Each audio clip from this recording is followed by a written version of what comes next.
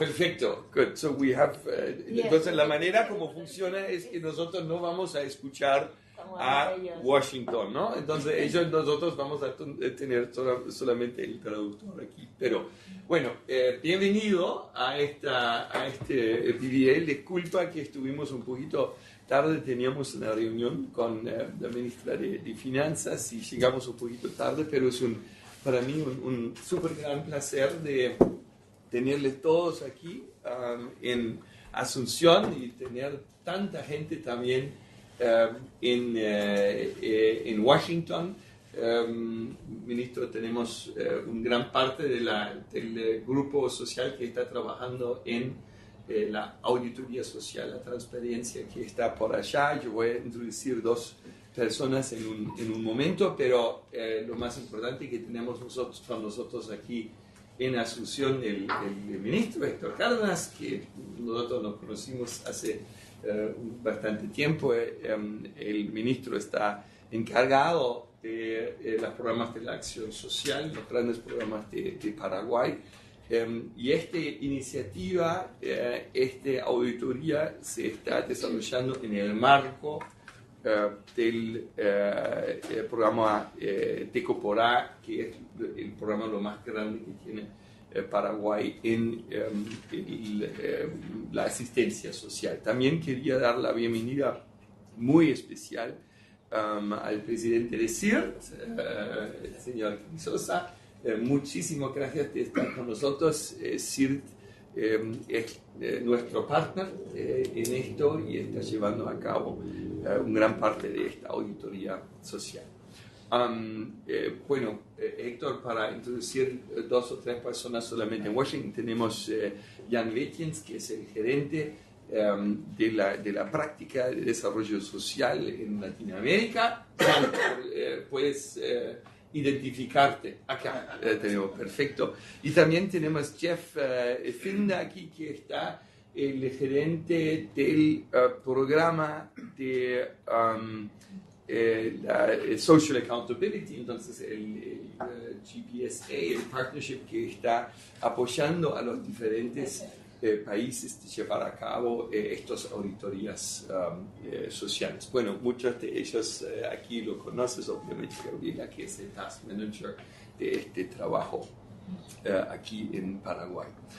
Bueno, antes que yo voy a pasar la palabra al ministro, destacar la importancia que tiene esta actividad para nosotros. Es un eje central en nuestro trabajo con el país. Tenemos un eje sobre transparencia y auditoría social. Yo, cuando llegué en este trabajo hace 2,5 años, hace 3 años, era el comienzo de este trabajo, y para mí, de ver los diferentes desarrollos y cómo el parte del monitoreo y la evaluación ahora se está cambiando al parte de empoderamiento de los diferentes grupos, es de sumamente importancia que nosotros pensamos que podría tener un impacto mucho más allá de estos programas especiales.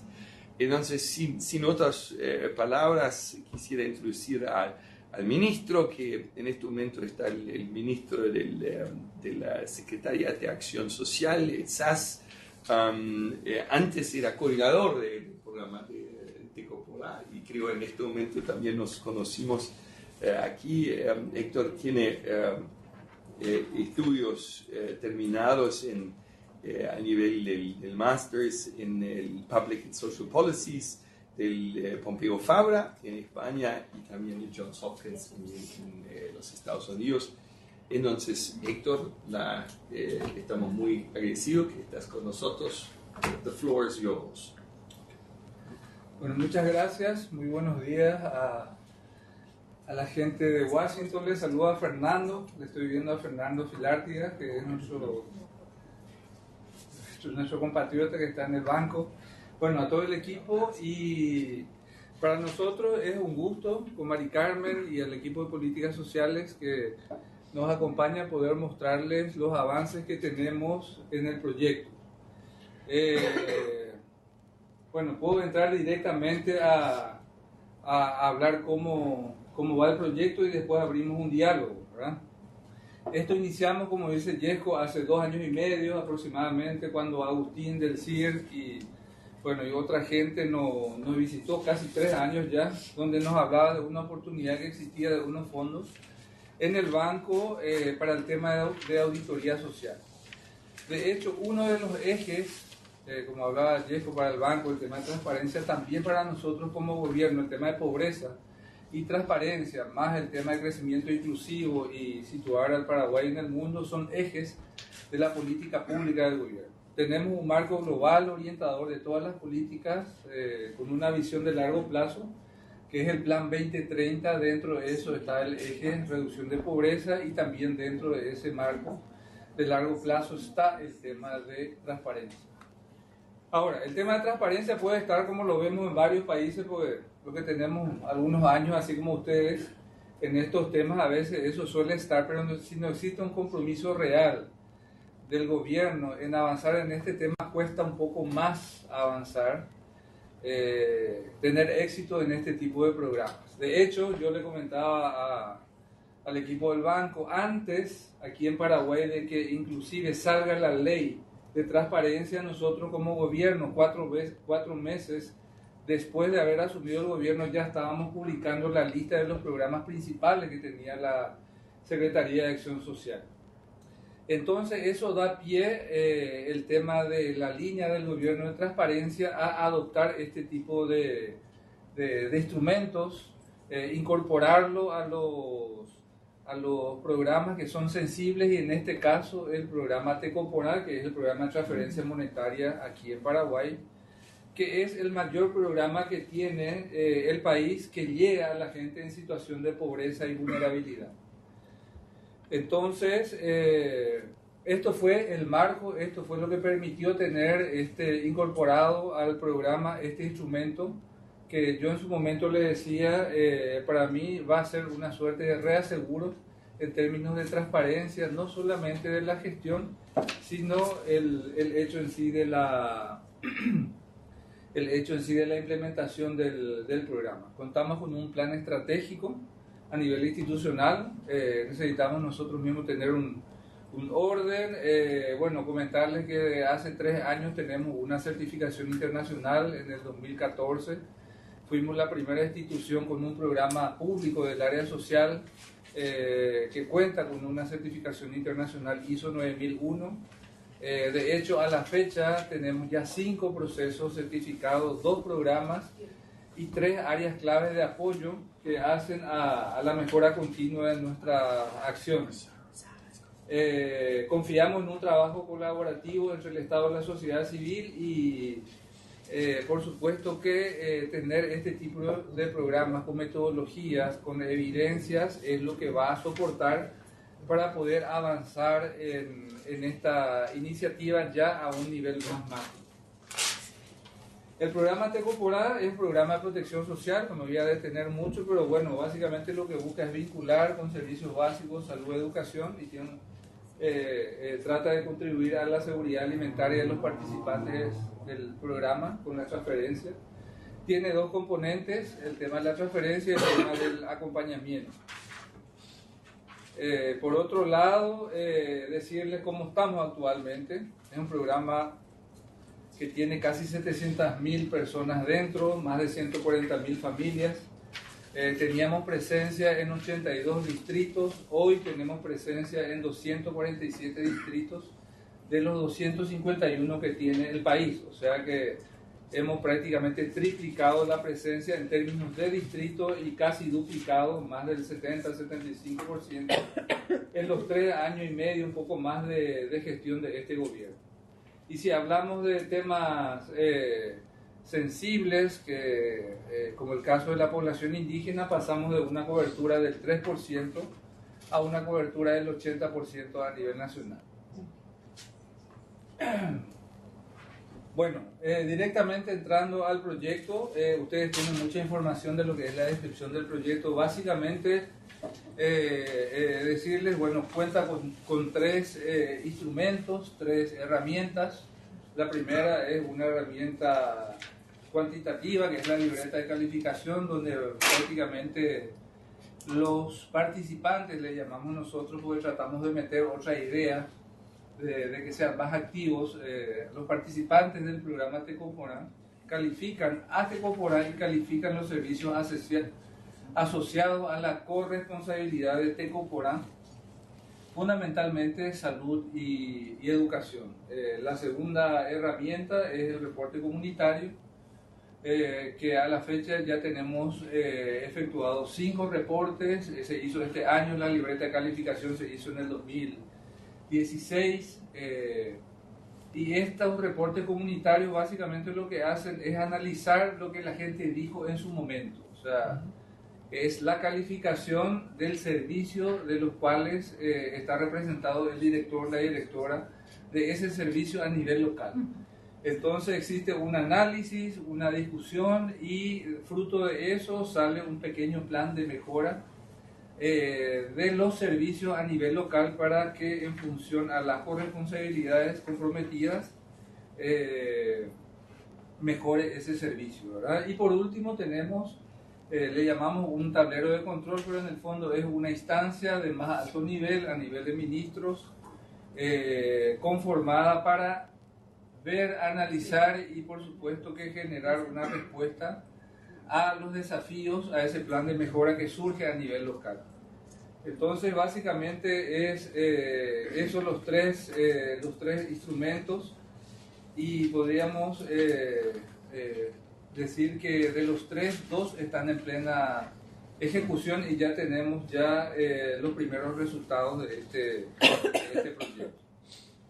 Bueno, los resultados, aquí hay algunos resultados, pero ustedes tienen una libreta, tal vez tienen en Washington también, donde básicamente hablan del 92% de las familias les resulta fácil acceder y retirar el dinero de las transferencias. El 91% de las familias están conformes con la modalidad de pago, tenemos varias modalidades de pago. El 99% está satisfecho con el acompañamiento cuando tienen, ¿verdad? En cuanto a salud, la gran mayoría de la familia calificó como positivo y muy positivo el servicio de salud cuando acudió. El 99% de los niños están vacunados, por más de que el 22% en el momento no pudo mostrar la tarjeta donde está el esquema de vacunación. Pero tenemos otra evaluación financiada por el Banco Interamericano, en donde vemos que la tendencia de ese carnet es prácticamente del 95-96%. O sea, existe una correlación directa del tema. En cuanto a educación, el 95% de los niños y adolescentes de 5 a 18 años asisten a la escuela o al colegio, y el 92% califican como positivo o muy positivo a la escuela y el colegio de su comunidad. Y la gran mayoría, el 97%, reciben el kit escolar o temas de apoyo.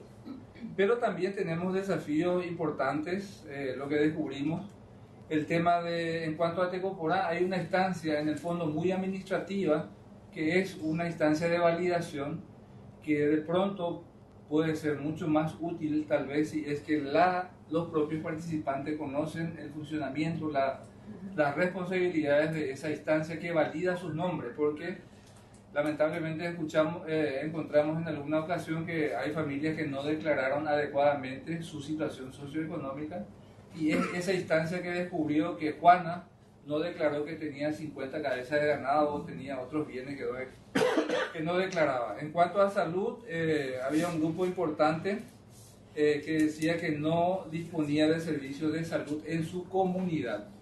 Ahí a lo mejor tendríamos que tener un parámetro más acotado en cuanto a distancias. ¿Qué quiere decir en su comunidad? En su distrito o en su comunidad es una unidad menor, ¿verdad? En cuanto a educación, el 5% de las familias que tienen hijos en edad requerida no asistían en ese momento a la escuela. Eso es un dato, y creemos que de ese 5% la gente mayoritariamente va en el séptimo, octavo grado, porque las estadísticas que tenemos es que en un 97-98% la gente de los primeros 6 años están dentro de de las escuelas. Entonces, estos son los datos de la libreta. Hay otros, los datos de la libreta, y sobre estos datos, ya en el segundo momento, es que los propios prestadores del servicio, el director del colegio, la directora del puesto de salud a nivel local, analizan estos datos y lo convierten en un plan de mejora. Y también en esa instancia es que nacen otras preocupaciones que tienen relación al programa, como son el control del PAP, que está en la propia ley inclusive, pero es un tema muy complicado a nivel rural, alejado, es llevarlo a la práctica. Entonces sale como un tema a mejorar. El otro, el tema del control prenatal, por más de que la evaluación del Banco Interamericano de Desarrollo, no cumplió un año esa evaluación, nos hablaba de que el 25% más de las mujeres que estaban en el programa Tecoporá asistían, comparando con las mujeres pobres que no estaban en Tecoporá. O sea que se puede inferir que el efecto es muy importante en la disminución de la mortalidad materna e infantil por esos controles o las complicaciones durante el embarazo. En cuanto a educación, hay una preocupación de la inasistencia a clase, no solamente de los niños o niñas, sino también de los docentes, en particular de zonas rurales muy alejadas. Y Tecoporá tomamos como un desafío para que las familias participantes del programa puedan conocer más y demandar, en caso de necesidades, a la mesa de participación el local, que tiene que tener un efecto que yo suelo decir, y ayer estábamos con un intendente en mi despacho, le decía que su papel no era solamente validar, sino decirnos si son familias que ya estaban antes y que no corresponden, que nos digan, ¿verdad? Porque de hecho hicimos una depuración muy importante del programa, más de 14.000 familias ya pudimos con controles diversos poder depurar. Y unas dos últimas diapositivas para terminar. ¿Cuáles son los logros? Que se puede trabajar de una forma colaborativa, adecuada y con resultados con la sociedad civil. Estamos muy conformes con el CIR y con los técnicos. Prácticamente somos un equipo con ellos. Las libretas de calificaciones sobre el funcionamiento del programa y de los servicios asociados es muy importante, es un resultado tangible, funciona una metodología concreta, una cantidad importante de familias encuestadas, o sea, la muestra es bastante importante y creemos que tiene mucha fortaleza. Otro logro es el análisis específico, instancias de reflexión de familias, con los prestadores de servicios, con los directores de los servicios y a nivel local, con las autoridades locales. Fruto de esos insumos previos, de la calificación, de la instancia de discusión, análisis, ya tenemos planes de mejora, 5 planes de mejora, que es un desafío ahora a esa tercera instancia, que somos nosotros a nivel central. En algunos casos son menores, nos cuesta mucho la solución, en otros casos cuesta un poco más.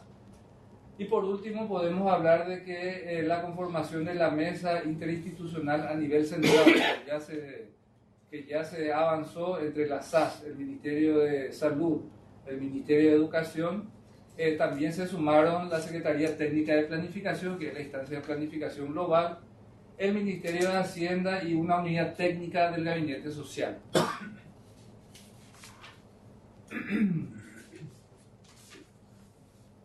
Y los desafíos. Acá nosotros creemos de que instalar el potencial que tiene esta herramienta nos puede servir a todos.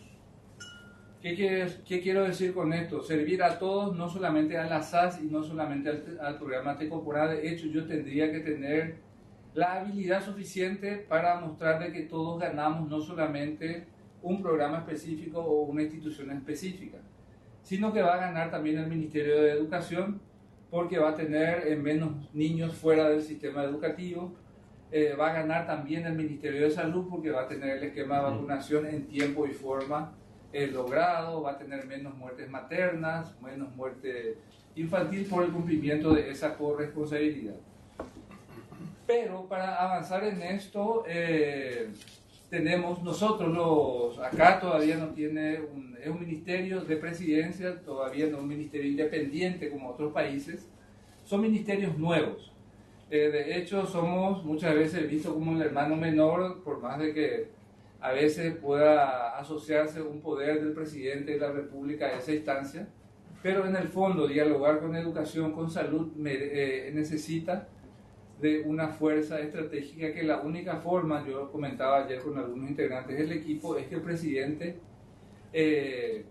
conozca y sea el impulsor de este tipo de iniciativas. ¿Por qué? Y está abonado el campo porque hace 4 años estamos con esta línea de transparencia muy fuerte, es algo que se ha declarado en el plan nacional y fue uno de los temas que de alguna forma distingue hasta, se puede decir, políticamente, es un caballito de batalla política también del presidente. Entonces, el desafío es que el presidente pueda tomar esto, encontrar la forma de que le digamos al presidente la importancia estratégica que tiene esto y cómo puede ayudar esta herramienta con metodología concreta, con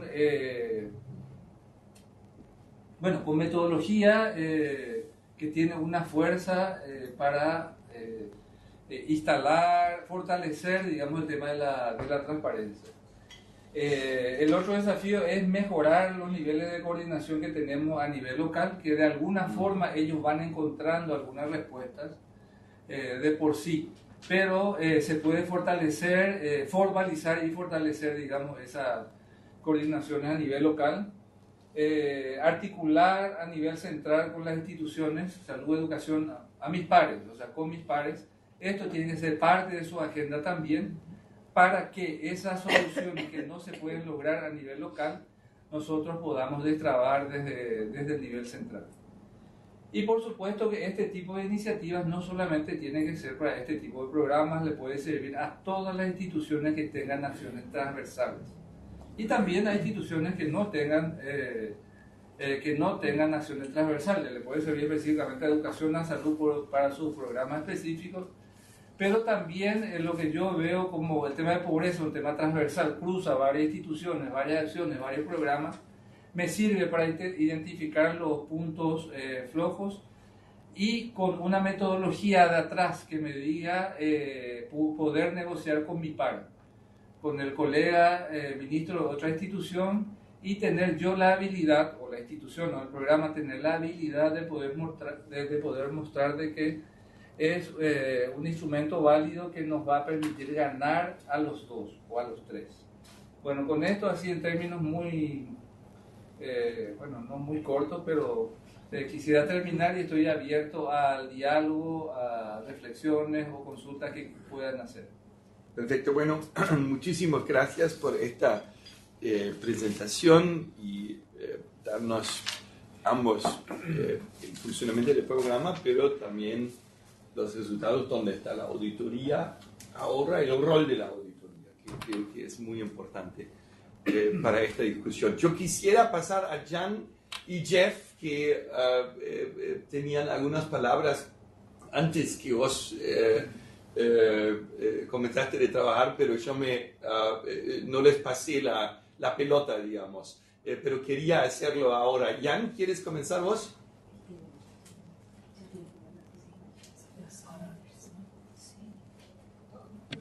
Muchas gracias, Jesko. Quería agradecer muchísimo a Su Excelencia, el Ministro. La presentación ha sido realmente fascinante. Quiero dejar tiempo, claro, para que podamos dialogar, pero me pareció sumamente impresionante, me impresionó muy bien, quiero decir,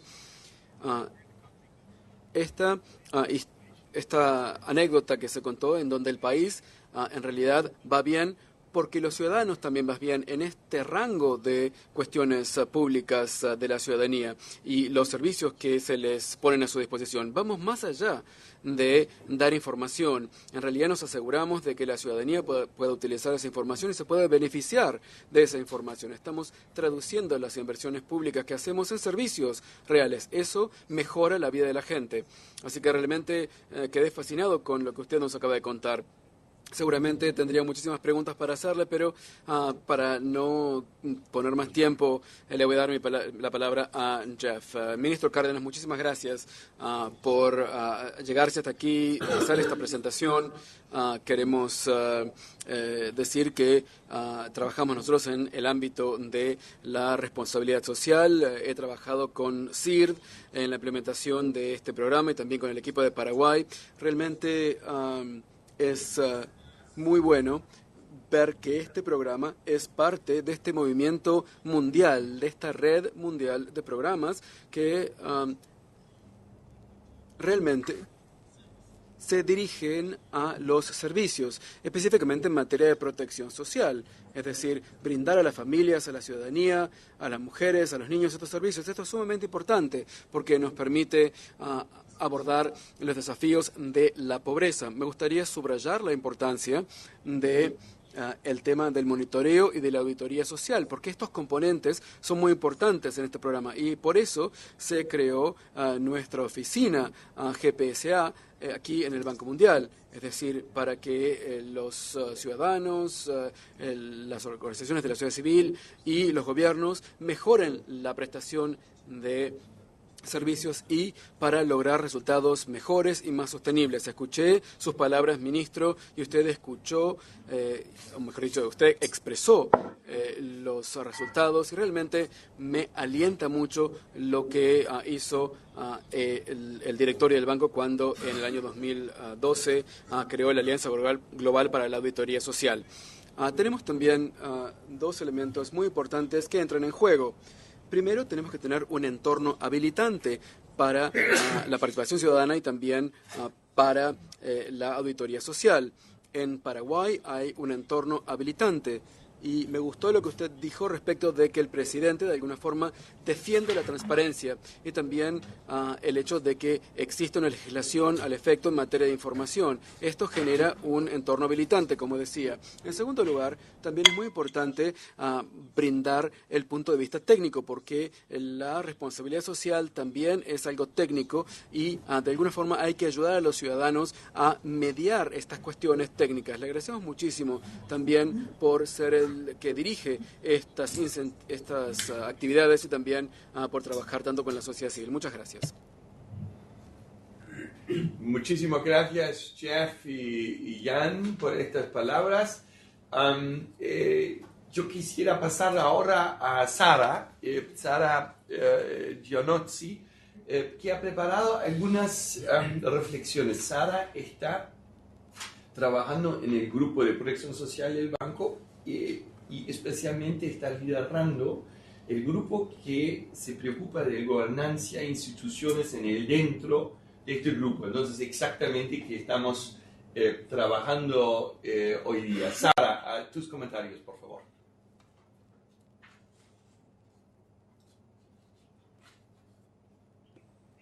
Muchas gracias y ante todo gracias al señor ministro por su excelente exposición.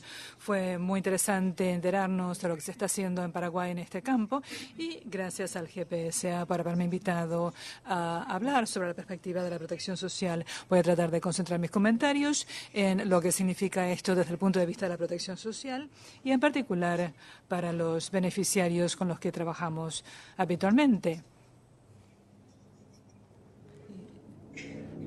Ya que este es un programa de transferencias monetarias. Voy a ser breve y hay algunas cosas que vale la pena destacar en estas circunstancias. El primero es que no cabe duda de que los instrumentos de rendición de cuentas sociales son muy importantes. Ese es un gran ejemplo. Lo que queda pendiente para muchos de nosotros que trabajamos en distintas áreas y utilizamos estas herramientas es cuáles son las circunstancias que deben existir para que esto funcione.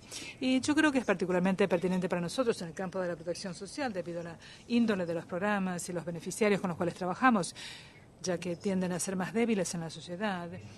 Realmente no tienen la capacidad para organizarse y los programas que llevamos a cabo no son individualizados, así que hay que fomentar los procesos colectivos para poder lograr esta responsabilización social. Y es lo que vemos al reforzar este nexo con la prestación de servicios, y especialmente para las transferencias monetarias con corresponsabilidad, que son una actividad multisectorial.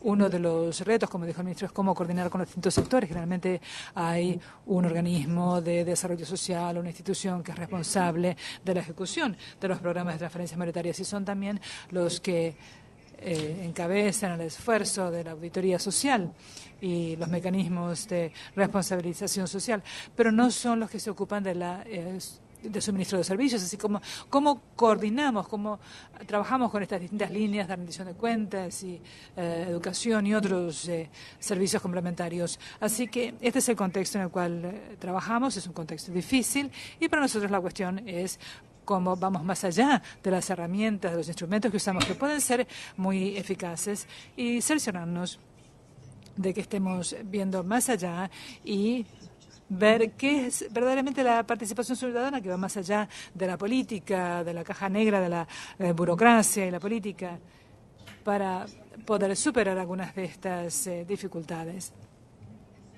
En este sentido, creo que Paraguay definitivamente es un muy buen ejemplo. Hay otros ejemplos en el mundo, en nuestra comunidad de práctica, por ejemplo, la República Dominicana, Etiopía, pero creo que los casos de éxito tienen un elemento en común, que es la confianza. ¿Cómo trabajamos en el fomento de este elemento esencial, que es la confianza entre el gobierno y la sociedad civil que recibe estos servicios? También evaluar lo que es un entorno propicio para seleccionar el instrumento más apropiado. Y en muchos contextos donde la confianza es débil, como ocurre en América Latina y en otros lugares también. Sin embargo, en Etiopía hemos tenido éxito con estos componentes. El gobierno centralizado a veces crea un entorno donde hay poca participación de la sociedad y los beneficiarios no dicen lo que necesitan, o es muy difícil impulsar así un proceso de mejoras. Pero ¿cómo logramos fomentar esa confianza y dar a los beneficiarios poder de decisión y pronunciarse y hablar sobre la calidad de los servicios que se merecen? Y lo que resultó claro en la exposición, y es un elemento común en otros casos de éxito, es que comienzan en pequeña escala. Comienza con un plan de acción, con acciones concretas que no tienen por qué ser en gran escala, algo pequeño más fácil de alcanzar. Y con el tiempo se abren oportunidades para una participación y para una expansión. Eso requiere tiempo. Por lo menos desde un punto de vista del entorno de los donantes multilaterales y los proyectos, siempre estamos apremiados con el tiempo, pero yo creo que este proceso requiere mucho tiempo para empoderar a los ciudadanos y también para fomentar su participación y para generar un espacio para el diálogo con los gobiernos, para que no se trate solamente de un sistema para resolver quejas y reivindicaciones, sino también crear un sistema constructivo. Y también, por ejemplo, el tablero de monitoreo y el plan de acción que ustedes tienen son esenciales porque forman parte de un impacto mayor a más largo plazo. No se trata solamente de recopilar información y pensar qué piensa la gente, sino también cómo se priorizan las acciones, las medidas que se tomarán y cómo damos seguimiento, cómo reconocemos cuando fracasamos, cuando cometemos errores, porque eso también es importante. Habrá muchas veces elementos del plan de acción que requerirán soluciones a más largo plazo, pero nos parece muy buena esta apertura del organismo ejecutor y reconocer las cosas que no son posibles, y eso también ayuda a generar esta confianza. Este es un elemento que para nosotros es importante, cómo partimos de estas auditorías sociales para generar mejoras en los programas y en los mecanismos, que es nuestra última finalidad. Eso es todo por mi parte por ahora y seguiré participando en la conversación. Muchísimas gracias, Sara, por estos comentarios muy pertinentes. Bueno, hablaste de la importancia de la confianza y especialmente también como una auditoría como esto, que comienza pequeño, podría tener un tamaño y una importancia por las políticas públicas en general es muy importante. Abrimos un poquito el debate. Después también voy a invitar al presidente de intervenir y hablar un poquito sobre la experiencia, pero ¿por qué no vamos con una ronda, tal vez primero aquí en Asunción y después vamos a Washington? Preguntas, ideas de ustedes. Bueno, parte de tu equipo también. No sé si ustedes tienen algunas observaciones, preguntas. Tenía una pregunta. Mateo. Muy interesante la presentación y el modelo que se está desarrollando. Tenía una pregunta si este tipo de auditoría se hace también entre personas que no son beneficiarios, pero que querían ser beneficiarios, como para ayudar a encontrar los que podrían ser problemas a la inserción en el programa de comunidades o familias que todavía no hacen parte. No conozco bien todavía los detalles del programa, pero entiendo que ustedes aumentaron la cobertura muy rápidamente, pero que todavía mitad de los pobres no están cubiertos. Entonces me preguntaba si eso podría ser una herramienta operativa también para la expansión del programa aún más. Perfecto. ¿Te parece si juntamos como 2 o 3 y después pasamos a la próxima ronda? ¿Otra pregunta de aquí? ¿No?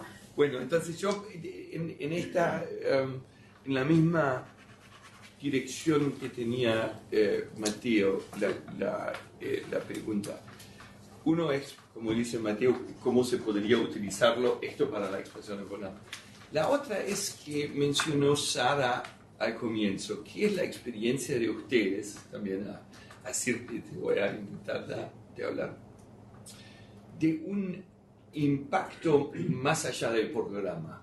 Entonces, en que el proyecto de la auditoría cambia la relación del ciudadano con las instituciones del Estado, la municipalidad, de otras. Entonces, ¿en qué sentido el empoderamiento que comienza pequeña tiene una escala más grande? Porque esto es una de las ideas de estas auditorías. Bueno, comenzamos con estos dos, Héctor, y después también Bueno, la respuesta puede ser muy simple, puede decir no, o sea, puede ser ya la respuesta, en el sentido que hoy no tenemos esta metodología aplicada a familias que no están dentro del programa. Ahora yo creo que se puede analizar y ver qué puede aportar. De hecho, también al final de tus palabras dijiste, por más de que hayamos casi duplicado, nos sigue faltando todavía la mitad de la gente que están en situación de pobreza.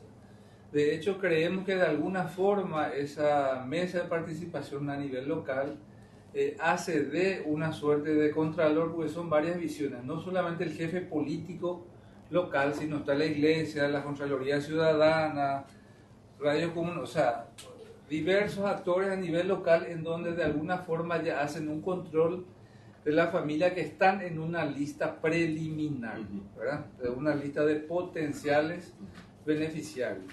Que ahora queremos que también nos digan aquellas personas que ya entraron en su momento y que no corresponden seguir depurando esa base de datos que tenemos. Porque cualquier ahorro para nosotros es una oportunidad doble. Solemos decir, pues quitamos un peso y incorporamos a familias que sí deben estar en el programa. Bueno, yo quería decir algunas cosas. Los beneficios que nosotros estamos observando básicamente son dos, ¿verdad? Uno a nivel técnico, que tiene que ver con la capacidad del gobierno de interlocutar con el sector público, perdón, con los beneficiarios. Y en ese sentido tiene un beneficio técnico en el sentido que se puede focalizar mejor los recursos y el proyecto hacia donde hace falta, hacia donde hace mayor falta.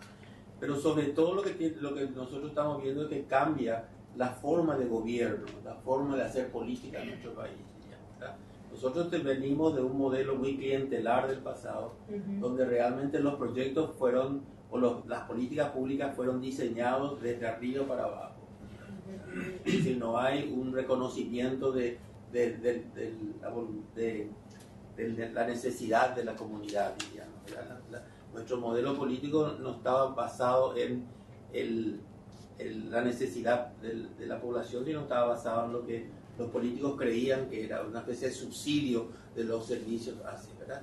Y eso tiene una repercusión importante porque no solamente mejora la parte técnica en el sentido de que está permitiendo focalizar, como dijimos, mejor los recursos, sino que está creando una relación de confianza entre el ciudadano y el gobierno, ¿verdad? Una situación de confianza que no queda ahí, sino que se transforma inclusive en la construcción de capital social nosotros vemos, ¿verdad? En la medida en que la población siente de que tiene un gobierno que responde a sus necesidades y crece la confianza, también crece la confianza en otras instituciones, ¿verdad? Entonces la construcción de capital social estamos viendo como uno de los resultados importantes, digamos, de este proyecto, ¿verdad? También quería decir que es cierto lo que decían, ¿no? Tuvimos la suerte de un gobierno que estaba abierto, porque este proyecto sin voluntad política no se puede lograr. Entonces teníamos la suerte que tenemos un gobierno que en este momento estaba abierto a la transparencia y un ministro que técnico sobre todo, que estaba muy dispuesto a experimentar, a innovar en política, porque como ustedes saben, en Latinoamérica innovar en política no es muy sano, ¿verdad? Pero en este caso sí fue, ¿verdad? Y lo que estamos también observando, que creo que es importante, es que este modelo se está contagiando. Yo soy médico, por eso digo, se está contagiando en otros sectores del gobierno, ¿verdad? Nosotros hoy mismo estamos recibiendo pedidos del Ministerio de Salud, pedidos del Ministerio de Educación y otros de cómo podemos replicar este modelo, ¿verdad? Porque realmente este modelo aparece en un momento esencial en la política paraguaya, ¿verdad? Estamos pasando de una cuestión puramente política a una cuestión técnico-política. No voy a decir que ya somos tecnocracia, pero sí somos técnicos, porque se está transformando en técnico-político. Entonces este tipo de proyecto instalado en este momento tiene mucha capacidad de replicación, mucha capacidad de escala. El peligro y el desafío hoy es qué va a pasar en estos 2 años, diríamos, ¿verdad? ¿Vamos a poder sostener este proceso de cambio durante el cambio de gobierno o no? No es muy común en nuestro país que el cambio de gobierno se sostengan los proyectos de este tipo, diríamos, ¿verdad? Entonces estamos ahí en esa etapa. Pero creo que ha tenido un importante impacto tanto en la forma de la ciudadanía de empezar a preocuparse por el valor público más que por los votos, o sea, un modelo de política basado en el valor público, y también la ciudadanía que se anima a presentar y analizar mejor sus problemas. Antes eran críticas sin sentido, hoy son críticas basadas en evidencia. Y obviamente aquí solamente te ocupa el capital social que hablaste que se está creando, obviamente en estos periodos de cambios de gobiernos. Si es saludable, digamos, vos sos doctor, el capital social se sostiene y se puede expandir, ¿no? El ministro, y después vamos a Washington. Sí. Ya, solamente mencionarte, Corporal es un programa de transferencia que ya pasó por 4 gobiernos. De hecho, hoy ya lo hablamos en la jerga, que se convirtió en una política de Estado que tiene el deber de una mejora continua. Por eso el tema del ISO, diferentes modalidades de pago, o sea, siempre estamos mirando cómo podemos mejorar. Y de hecho nosotros estamos convencidos que es hora del siguiente paso. El siguiente paso es formalizar e instalar un sistema de protección social, en donde las garantías, cuando hablamos de corresponsabilidad, donde las prestaciones sean garantías, o sea, tenga el deber el ministro de prestar ese servicio, no porque quiera o no quiera en tal parte, porque en tal parte es lo que falta, ¿verdad? Entonces, por más que exista constitucionalmente, a veces es más fácil hacer algo cerca que hacer algo a 1000 kilómetros de acá. Por otro lado, el tema de la transparencia va en línea con lo que decía Agustín, el presidente del CIR, es un tema que cayó muy bien a nivel de sociedad. Pareciera que la gente estaba sedienta de este tipo de iniciativas, y que no se quede en la publicación de cuánto es el salario, cuánto es el viático, cuánto es el monto de la compra, sino abrirlo más. De hecho, el año pasado, cuando me tocó acompañar al presidente a Francia, a la OSCE, uno de los temas que se presentaba como parte de un proceso era esta experiencia, porque es la carne, como solemos decir, concreta. Es donde la familia te dice lo mal que estás o lo bien que estás y los puntos que tenés que mejorar. Entonces, nosotros creemos, y de hecho es una línea fuerte del gobierno, de tratar de mantener eso. Y en el fondo tenemos ciertas... yo tengo y espero, de hecho, que si llegara a existir algún tipo de cambio con relación a la transparencia, la ciudadanía va a reaccionar. Entonces, no solamente te incorporas un ejemplo, o sea, tengo otros programas donde, no sé, el programa de pescadores, que teníamos casi 30.000. Y yo entraba en Google cuánto tiene el primer productor mundial de pesca. O sea, me acuerdo de Portugal, que era el segundo y tenía 4.700. Y nosotros teníamos 30.000 pescadores. O sea, ahí había que meternos, contábamos con este instrumento, pero empezamos a chocar con la gente, a poner pecho, como solíamos decir, y ahí, si no existe una voluntad firme del presidente de la República, es imposible avanzar, porque te llaman. A nivel local te llama de la Asociación de Pescadores, te llama inclusive a veces de alguna instancia legislativa. Entonces necesitas un compromiso real, no solo de papeles, para avanzar en este tipo de temas. Bueno, disculpen ahora vamos a Washington. Jan y Jeff, why don't you collect, ¿por qué no están recolectando como 3-4 preguntas y después los comentarios y después vamos aquí?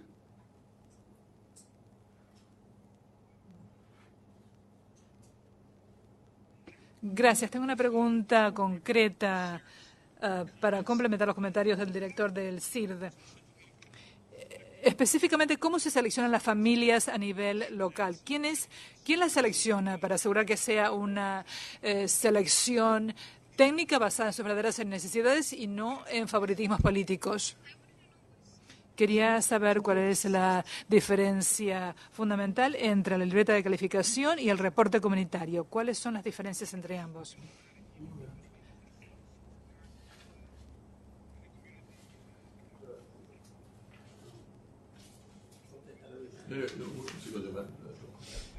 Bueno, felicitaciones por esta iniciativa al Gobierno de Paraguay. Tengo una pregunta.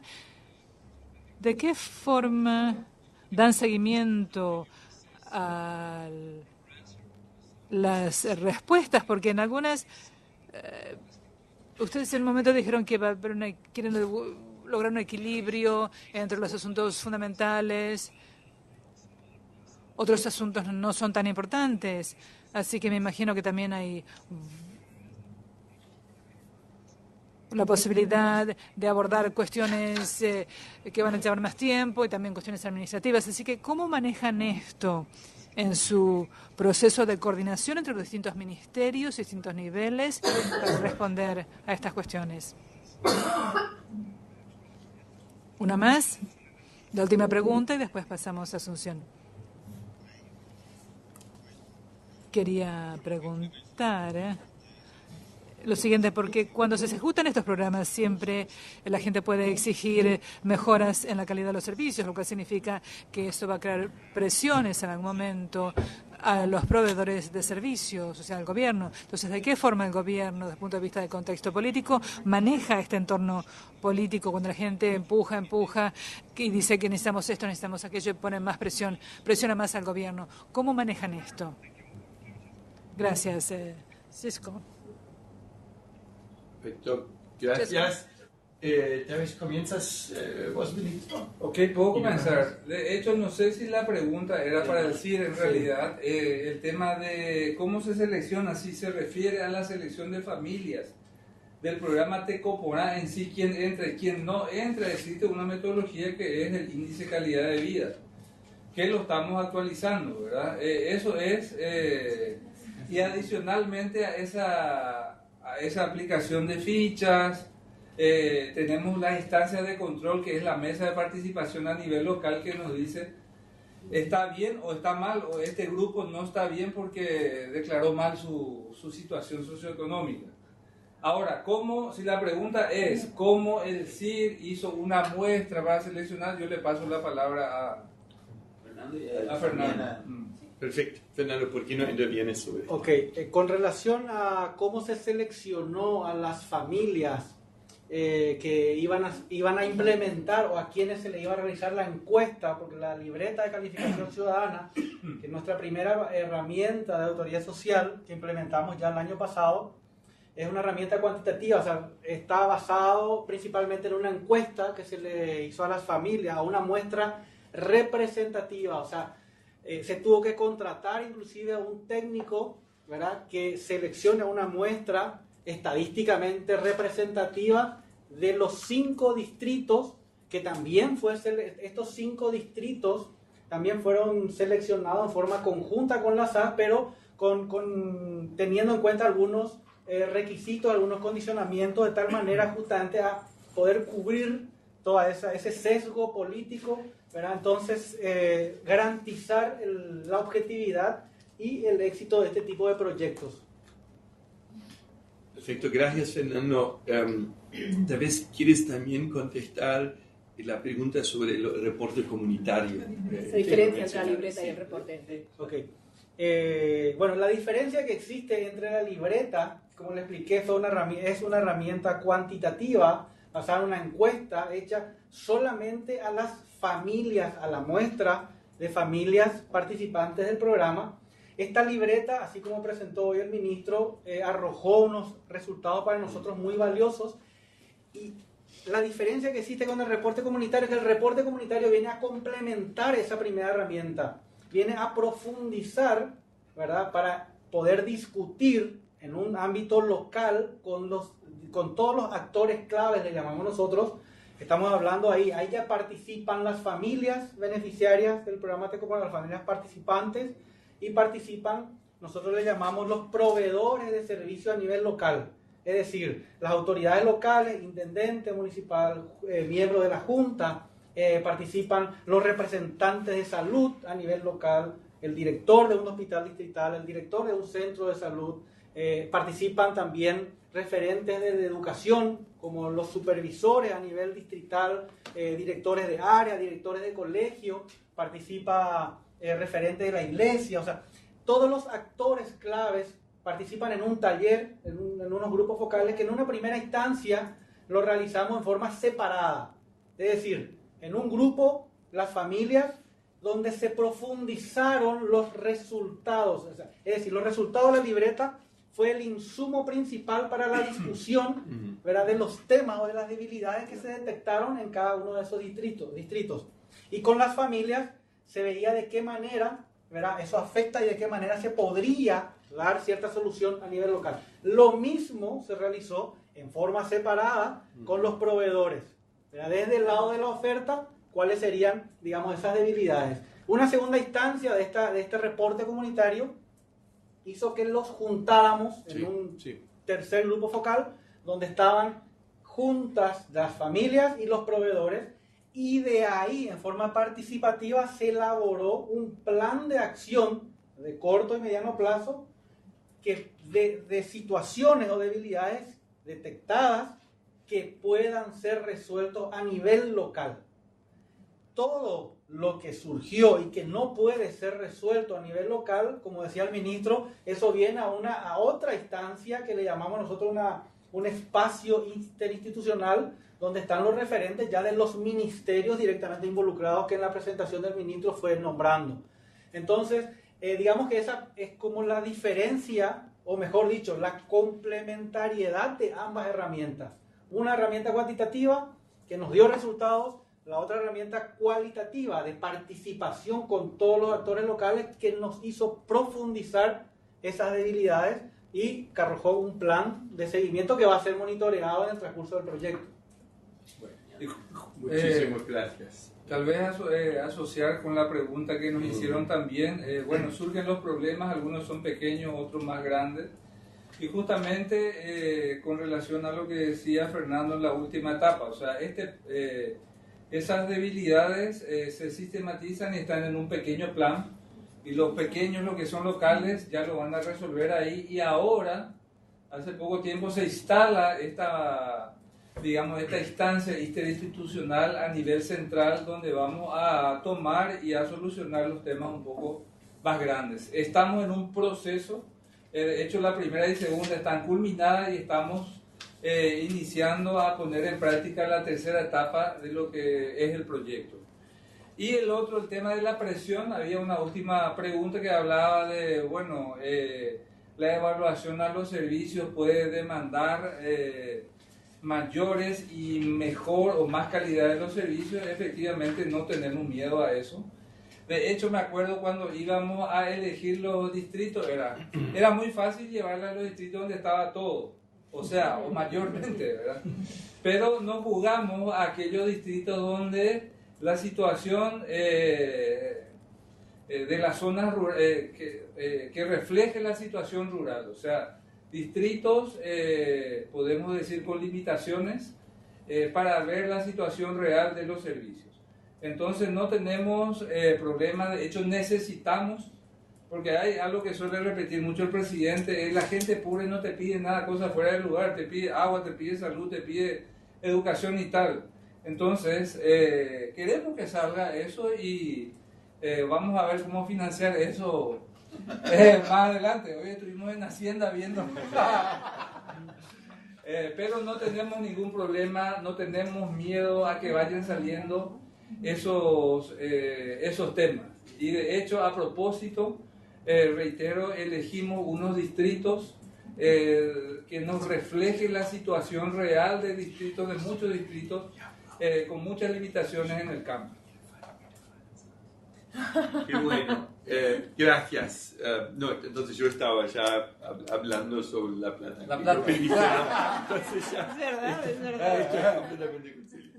Bueno, gracias por esto. Tenemos 10 minutos, ¿por qué no hacemos una ronda conjunta? Si hay más preguntas en Washington o Jeff, si ya lo marcan, pero Celia quería intervenir aquí. Sí, estos días hemos estado hablando mucho de pobreza en Paraguay, porque han salido los nuevos datos de la encuesta de familias. Entonces, estamos dándonos cuenta que lo que es la pobreza se está estancando, que no estamos haciendo tantos progresos como hicimos unos años atrás. Yo me preguntaba qué lecciones podemos extraer de lo que estamos oyendo de los beneficiarios, de lo que se está logrando con Tecoporá, nos puedan informar en nuevos programas, nuevas iniciativas de atacar la pobreza y sobre todo la pobreza extrema. Okay. Lecciones para otros programas. ¿Otras aquí? ¿Tenemos otras Yo intervenciones? al final querría agregar algo, no sé. ¿Al final? Bueno, podría ser ahora también. No, Bueno, pero es una pregunta. Un comentario. No, un comentario. Entonces vas a estar. La palabra final casi. Muy bien. La última voy a tomarlo. A Washington. 2 preguntas, por favor, Jan y Jeff.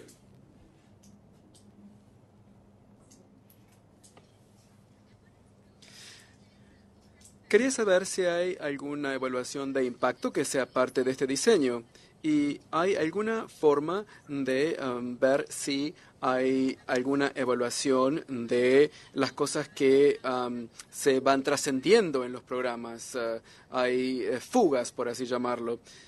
El gobierno paraguayo trata de ampliar este programa, quiere ampliar el ámbito de este programa. También me gustaría saber eso.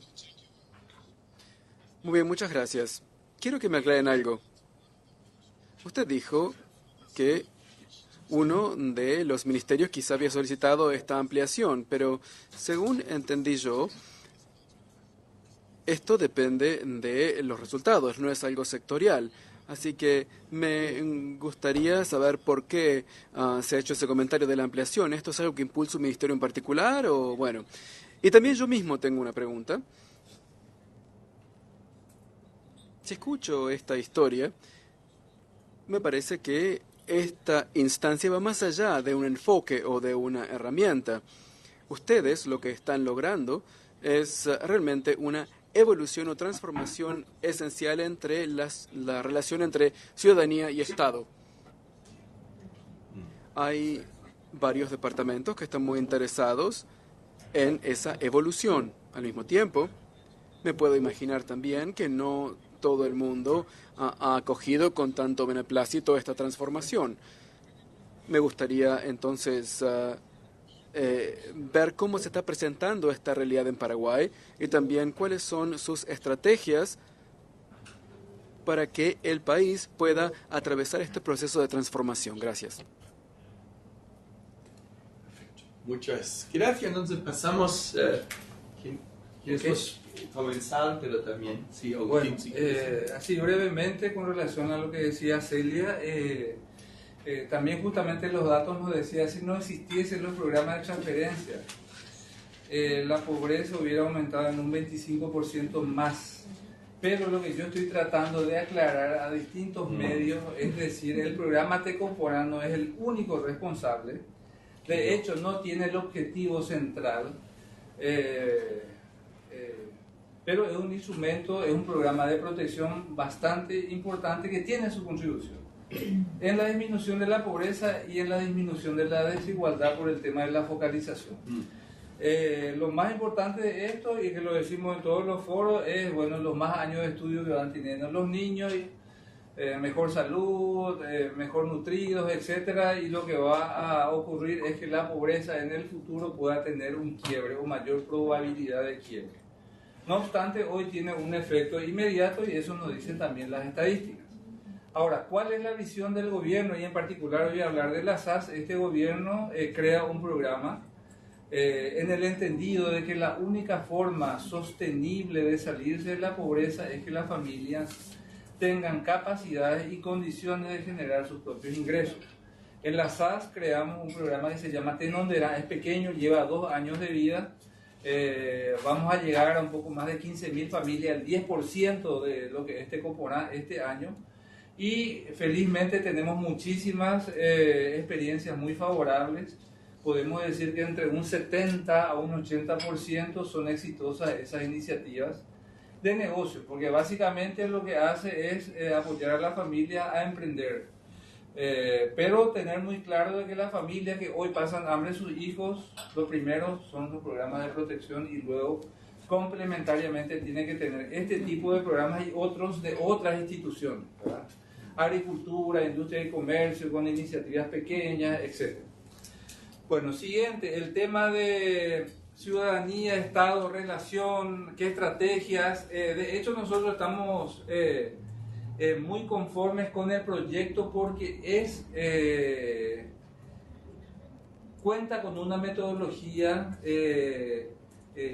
los resultados salen y son fuertes y nos dan el insumo necesario para instalar con fuerza este tipo de iniciativas.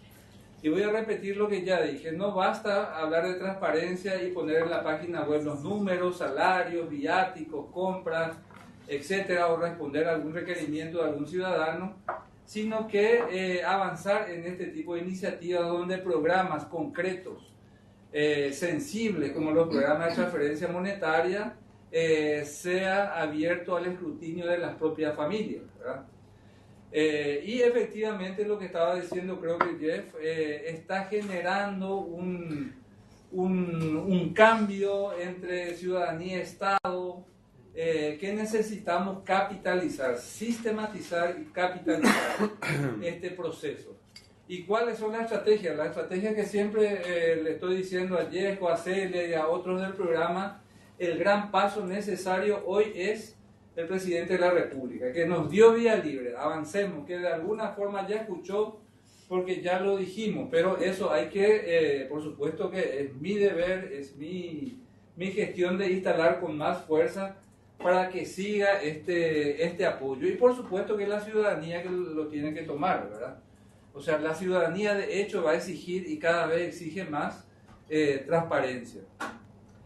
Y creo que por ahí el impacto de Tecopona, tenemos muchísimas evaluaciones de impacto. La última no tiene 1 año, es una evaluación que se hizo con aporte del Banco Interamericano de Desarrollo, un consultor externo del país, pero tenemos otras de agencias de Naciones Unidas como PNUD, tenemos evaluaciones de FAO, de UNICEF y otras.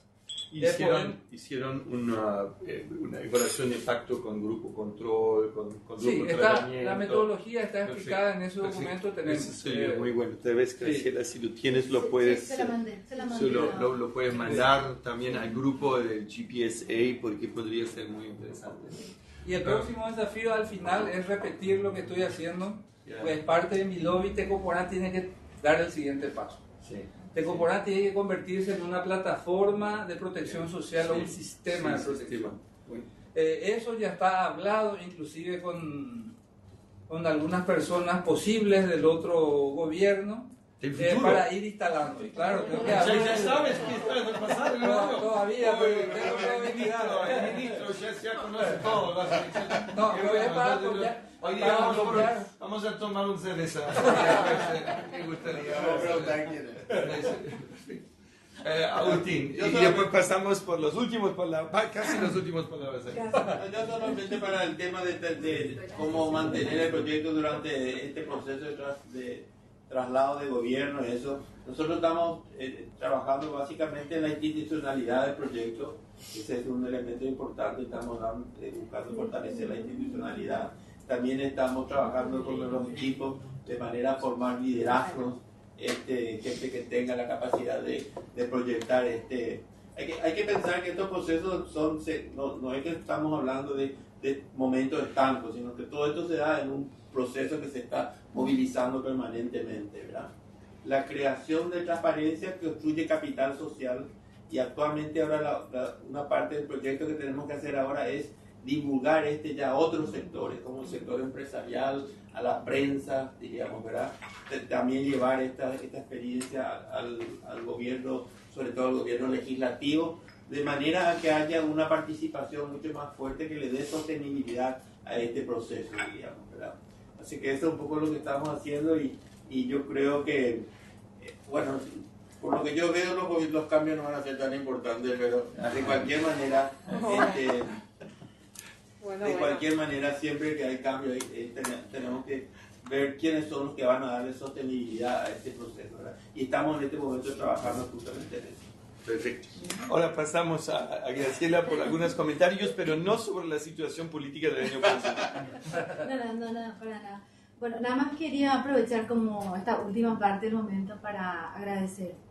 Bueno, agradecer a Jesco, a Celia, que están aquí, agradecer a Jan, a Jeff, por, digamos, brindar este espacio y compartir con los colegas sobre esta experiencia que, bueno, después de 2 años y medio, es muy importante tenerlo aquí al ministro, que de hecho también aprovechar a agradecer al ministro y a su equipo, al CIR y a su equipo, que no está todo el equipo, pero bueno, agradecerles muchísimo. No, creo que en todos estos años de trabajo en el tema, jamás hemos tenido las condiciones que tenemos ahora de trabajo, con un ministro que está realmente comprometido y muy empoderado de esta iniciativa. Es un gusto, a mí me emociona escucharlo hablar del proyecto. No obstante, el proyecto está en la mitad del camino y hemos pasado por muchos desafíos, de mucho trabajo, Agustín, de aprendizaje, de entrenamiento, hacer una cuestión de este tipo con metodologías estadísticas que tienen cierto rigor metodológico, etcétera. Requiere tiempo, requiere esfuerzos, requiere recursos. Sí, y ahora, bueno, en fin, tenemos algunos resultados importantes que mostrar, digamos, más tangibles, y aquí estamos haciendo eso. Todavía hay un camino por andar, tenemos como 2 años, ¿sí? 19. Sí, donde pensamos muchas de las preguntas que aquí hicieron podrían ser respondidas, como por ejemplo, cuál es el impacto que esto tiene en la relación entre ciudadanos y gobierno, etcétera. Vemos muchos cambios, pero todavía hay muchas cosas que mostrar. Así que nada más que yo quería agradecer por este espacio tan importante para compartir no solamente a los colegas aquí, sino también a los colegas del GIPSA y del Grupo de Protección Social, Sara, que gentilmente se puso a comentar, con Mateo estamos conversando de eso. Entonces me parece que de cierta forma Jesco se produce aquello que nos pusimos muy de acuerdo dentro del banco para poder tener este lunch rápido y aprovechando tu visita en Paraguay. Así que muchas gracias. Gracias. Bueno, qué buenos comentarios que hiciste. Ahora viene el agradecimiento. Sí, no, claro, lo vamos a intercambiar los agradecerle a Graciela y a María Eugenia, que han sido realmente un apoyo muy importante, un apoyo técnico muy importante para lograr todo esto. Porque como este es un proceso no es un proceso fácil. En este gobierno, diríamos, en este momento ha sido un poco más fácil, pero normalmente no es fácil cambiar la forma de un sector público que tiene una inercia de más de 60 años, ¿verdad? Así que le agradezco a todos, a ustedes también. Perfecto. Bueno, y qué interesante la discusión. Comenzamos con la auditoría social, llegamos a sistemas de protección social, cambiando la manera como el ciudadano se interactúa con el Estado. Realmente creo que esto es la riqueza de este ejemplo, que es un proyecto que comenzó pequeño, como dijo también nuestra comentarista, pero que esperamos mucho que tiene un impacto mucho más sistémico. Bueno, con esto, Héctor Agustín, muchísimas gracias a los equipos que están aquí, a todos en Washington. Comenzamos un poquito tarde, pero cerramos en tiempo. Entonces ya pueden ir a la próxima reunión sin falta. Y en el nombre de Jan y Jeff, a todos, muchísimas gracias. Un aplauso, por favor.